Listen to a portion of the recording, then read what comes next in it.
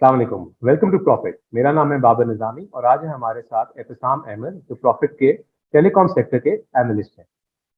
एहतसाम ने एक बड़ी अच्छी अभी रिसेंट स्टोरी की है about the state of the telecom sector और उसके बाद ही इस हफ्ते उन्होंने उसी का एक फॉलो अप किया है कि हमारे मुल्क में जो 5G का पोटेंशियल रोल आउट है उसमें क्या प्रॉब्लम है। So let's go straight to Ehtisham. जी Ehtisham, welcome to the show. क्या हाल है आपके? I am good sir. आप कैसे? बिल्कुल ठीक ठाक है। किसान जरा यार ये तो बताएं कि ये क्या कोहराम मचा हुआ है। Telecom sector is increasingly sounding like the textile lobby in Pakistan. हर वक्त रोना धोना मचा हुआ है, तो ये वैसे ही रोना धोना है, आदतन है, या is there any basis to that? अच्छा सर, फर्स्टली तो मैं इस चीज़ पे एम्फोसाइज करूँगा कि this is not a problem जो कि लास्ट एक साल में आई हो। This is something that's been building up for the past 4 to 5 years। अब टेलीकॉम सेक्टर का इशू ये है कि यहाँ पे जितनी भी कंपनीज ऑपरेट करें, majority of them have multinational interest and they are seeking profits. तो अब एक प्रॉफिट ड्रिवन कंपनी के लिए it's very important to ensure कि उनकी जो बॉटम लाइन है वो पॉजिटिव हो। अब बहुत सारी कंपनीज के लिए द सिचुएशन इज अलार्मिंग क्योंकि they are posting massive losses. अब रिसेंटली यूफोन ने अपना जो half year, like I am not talking about the full financial year, the half year जो अपना क्लोज किया है, they posted a loss of 8 billion rupees. 8 billion rupees. और Ufone ने single handedly has taken PTCL's, it has converted PTCL's profit into losses.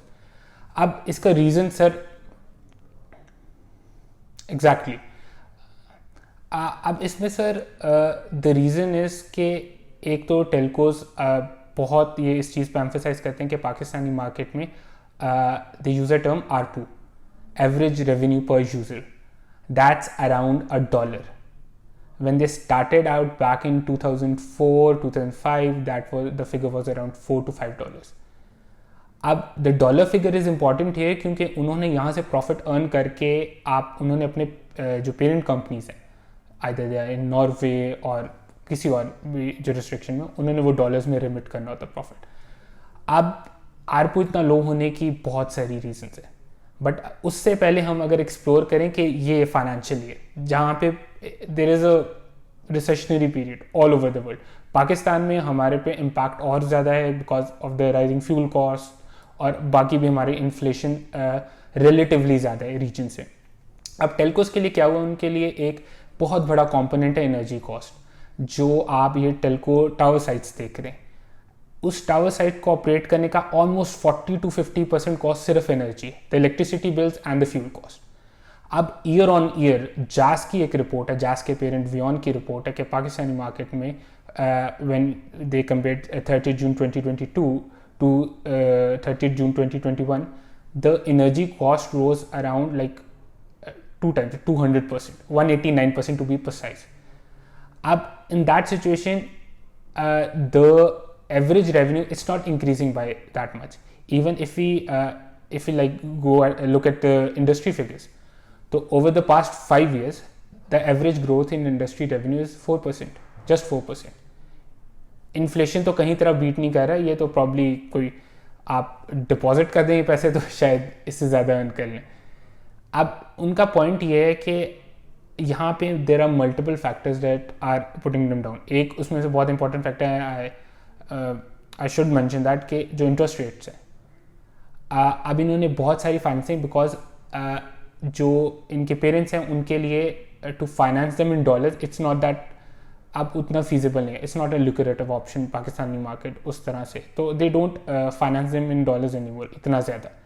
What they do is वो local bank से, local financial institution से debt facilities avail करते हैं। अब debt facilities avail जैसे last time Ufone ने की थी to buy the 4G spectrum back in October, if I am not wrong, अगस्त और अक्टूबर। अब उस फैसिलिटी पे इंटरेस्ट रेट आपको भी पता है sir, over the past few months it has technically increase by 50, 60, 70%। अब उसकी वजह से देर is a report published by Pakistan credit rating agency that the interest incremental interest burden on the telecom sector is around 19 billion for this year. 19 billion because of the interest rate hikes. अब इतना कुछ हो रहा है इस sector. Sorry मैं आपकी बात काट रहा हूँ। हमारे पास फाइनेंशियल्स की डिटेल किस किस की अवेलेबल है, और अगर हम इंटरेस्ट कॉस्ट को अगर साइडलाइन कर दें और सिर्फ एबिटा को देखें, तो are these companies EBITDA positive या एबिटा पे भी नेगेटिव है? एबिटा पॉजिटिव हैं। Jazz for the longest of time profitable है, अभी भी जैज़ ने कोई लॉस पोस्ट नहीं की।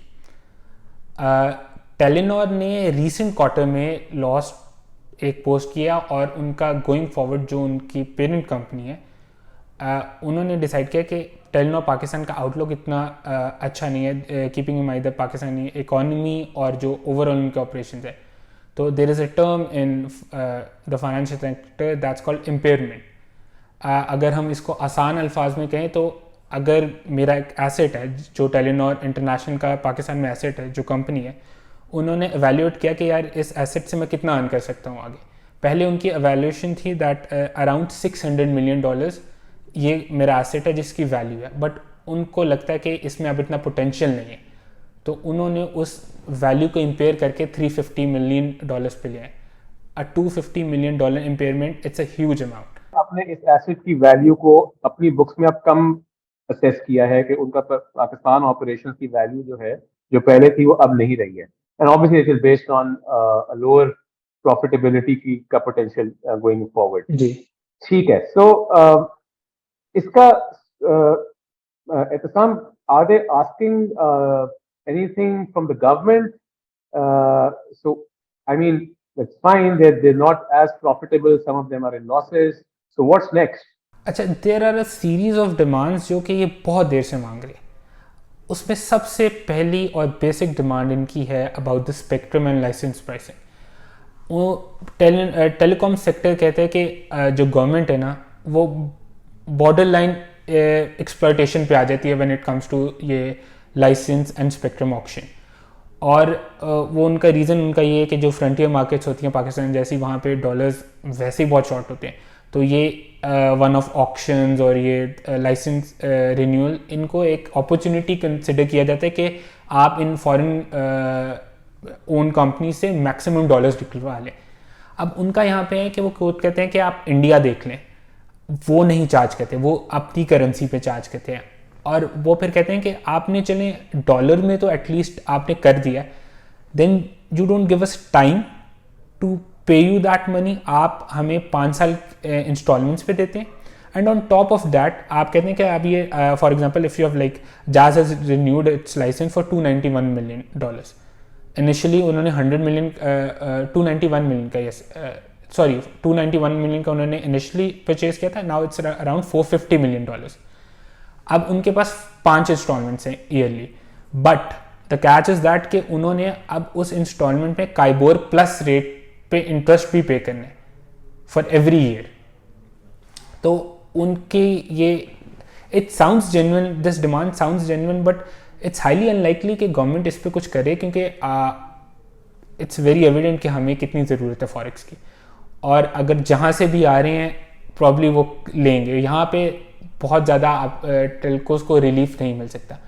हाँ, लेकिन और जगह हैं जहाँ पे उनका एक कुछ डिमांड है जो कि एक्सेप्ट नहीं हुई है। जैज़ ने इस अभी टैरिफ रिवाइज़ किया है, टेलीनॉर ने टैरिफ रिवाइज़ किया है, और अगर हम इंडियन मार्केट में देखें तो इंडिया ने भी जो उनका फाइनेंशियल ईयर था अराउंड नवंबर, उन्होंने अपना टैरिफ रिवाइज किया था सारी टेलकोज ने, और across the industry 20 to 30% average revenues increase हो गए इंडियन मार्केट में टैरिफ रिविजन से।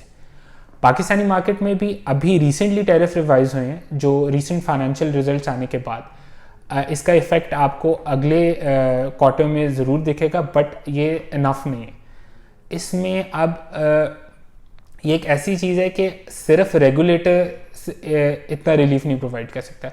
What they can do is they can extend the installments. आपको जैज़ के CEO आमिर इब्राहिम ने डिमांड किया था कि आप जो 5 साल की इंस्टॉलमेंट्स है, गिवन द सिचुएशन आप उसको 10 साल पे लीजिए, और डॉलर आप एटलीस्ट पेग कर दें कि एक सर्टेन रेट पे पेग हो जाए। बट इसके अलावा टेलकोज को भी अब कुछ करना है। एक तो बात बहुत एविडेंट है कि telcos were late to innovate.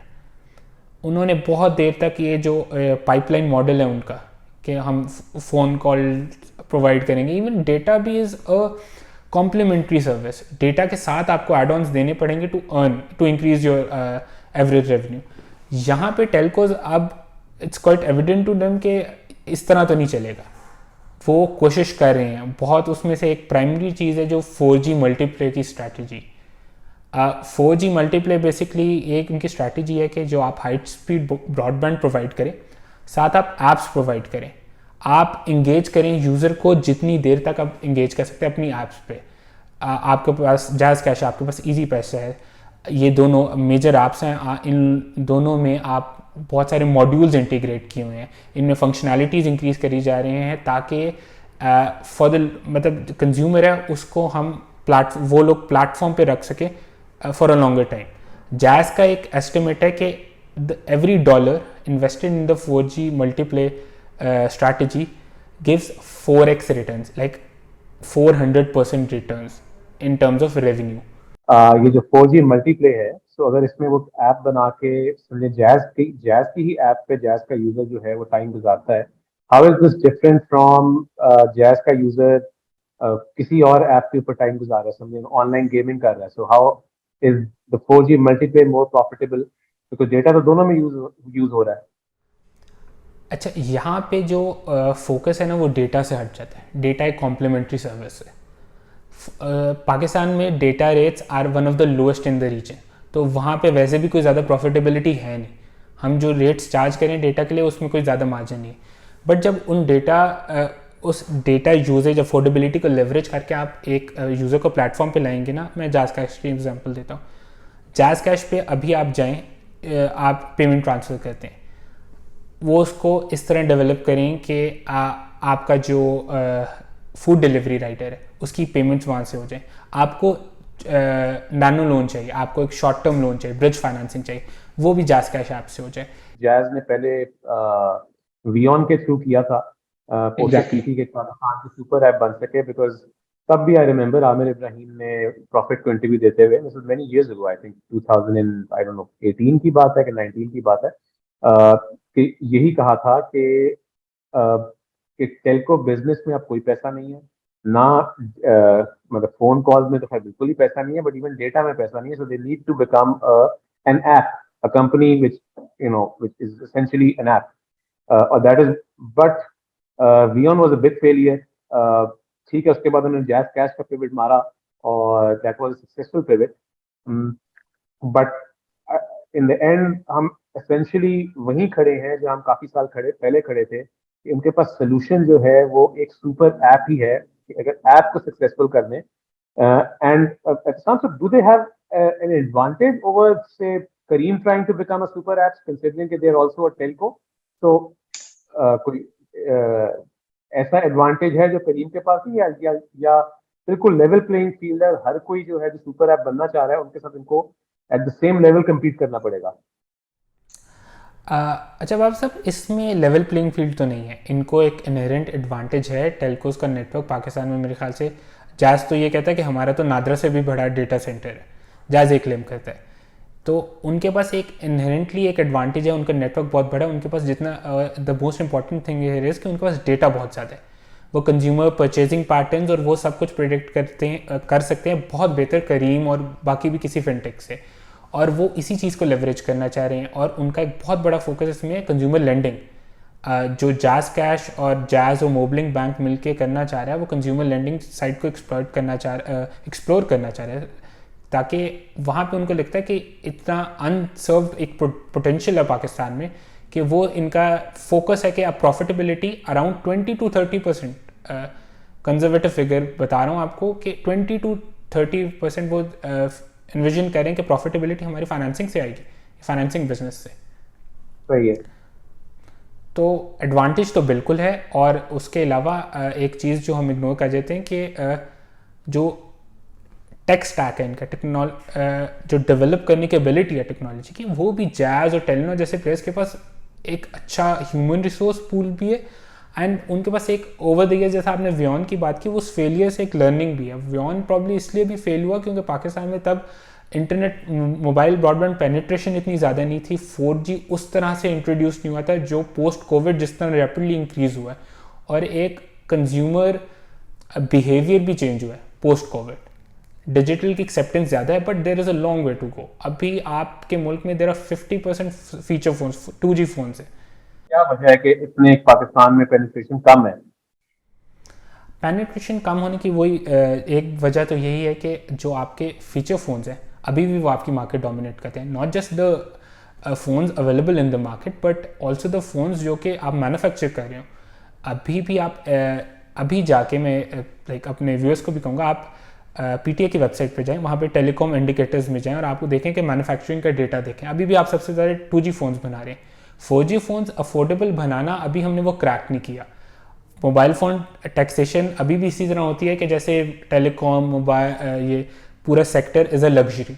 अभी वो इस एक्सेप्टेंस नहीं है कि ये यूटिलिटी हो चुका है। बिजली, पानी, इंटरनेट, ये उस लाइन में शायद अभी तक गवर्नमेंट की नज़र में नहीं आया। बिल्कुल सही है।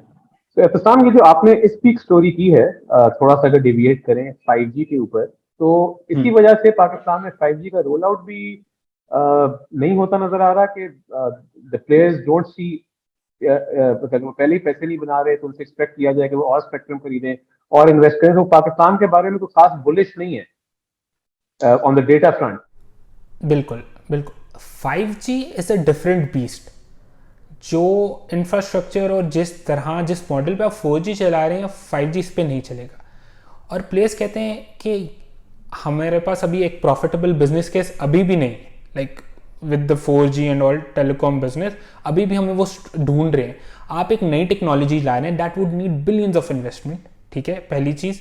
देन आपको कंज्यूमर अवेयरनेस, कंज्यूमर साइड पे डिमांड क्रिएट करने के लिए आपको और इन्वेस्ट करना पड़ेगा। एक्सपर्ट्स कहते हैं कि यूज़ केसेस ही नहीं है पाकिस्तान में। आपने वही यूट्यूब या मोबाइल स्ट्रीमिंग करने के लिए 5G लेना, तो इससे अच्छा 4G चलाते रहें। यूज़ केसेस आप डेवलप करेंगे नहीं तो आपकी वो डिमांड डेवलप नहीं होगी। इंडिया के अंदर और बांग्लादेश के अंदर आप ही की स्टोरी में आपने मेंशन किया हुआ है कि सक्सेसफुल 5G ऑप्शन हो गया है। So how are their markets, those markets different from the Pakistani market? अच्छा, वहाँ पे एक तो इंडिया का case is a bit different. India के जो होम ग्रोन कॉन्ग्लोमरेट्स हैं उन्होंने बहुत इन्वेस्ट किया है। रिलायंस ने, उनका जियो, उनका प्रोडक्ट है बहुत मशहूर रिलायंस का। अब उनका एक अडानी ग्रुप है, उन्होंने भी 5G ऑप्शन में पार्टिसिपेट किया। तो इंडिया ने अपनी यूज़ केसेस बनाए हैं। आप देखें तो वहाँ पे जो डिजिटल पेमेंट्स और जो इंटरनेट पेनिट्रेशन है, दैट्स मतलब एक्सट्रीमली हाई पाकिस्तान के कंपैरिजन में। Is Bangladesh a fairer comparison?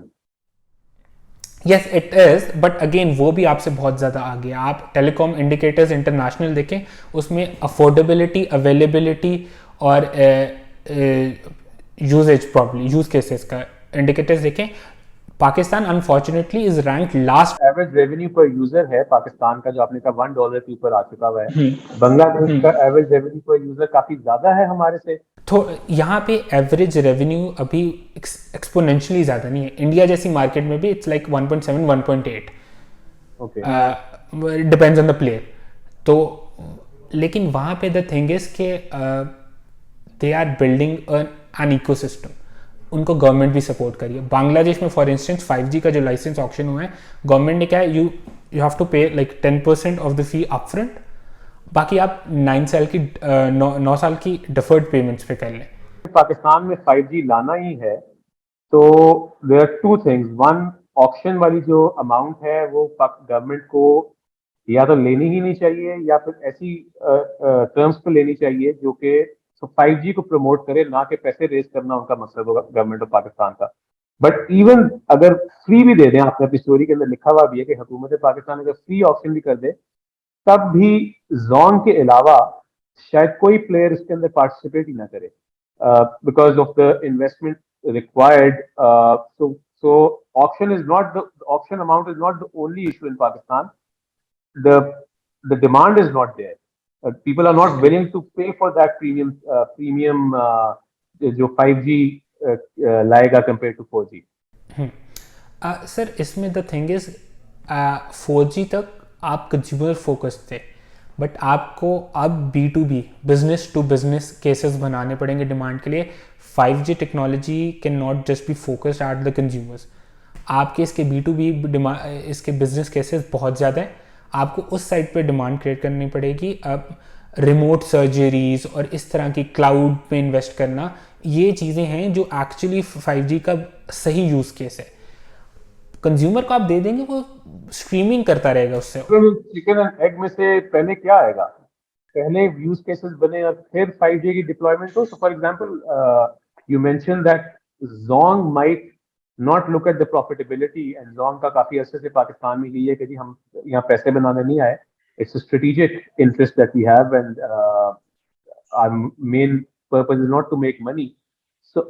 So in case Pakistan की हुकूमत जो है, PTA जो है, वो ऑप्शन कर देती है 5G का, जो कि वो कह रहे हैं कि उनका करने का प्लान है, और Zong इकलौता बिडर होता है और बहुत सस्ता भी ले जाता है, तो what would the other players then do? Because मतलब है, अगर हुकूमत चाइना की हुकूमत ये नुकसान करने पे तुली हुई है अपना, तो बाकी प्लेयर्स के लिए फिर क्या ऑप्शन रह जाएगी? बाकी प्लेयर्स को एज सच उतना इफेक्ट नहीं करेगा, टू बी वेरी ऑनेस्ट।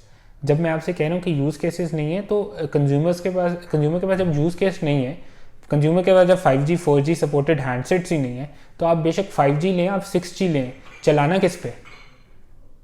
किस पे? तो वो आप अगर सोच रहे हैं कि Zong जास का कस्टमर ले जाएगा, टेलीनॉर का कस्टमर ले जाएगा, नहीं लेके जा सकता, क्योंकि आपके पास वो कंज्यूमर साइड पे उस तरह की डिमांड नहीं है, तो आप उसको शिफ्ट करने का कोई मोटिवेशन नहीं है कंज्यूमर के पास।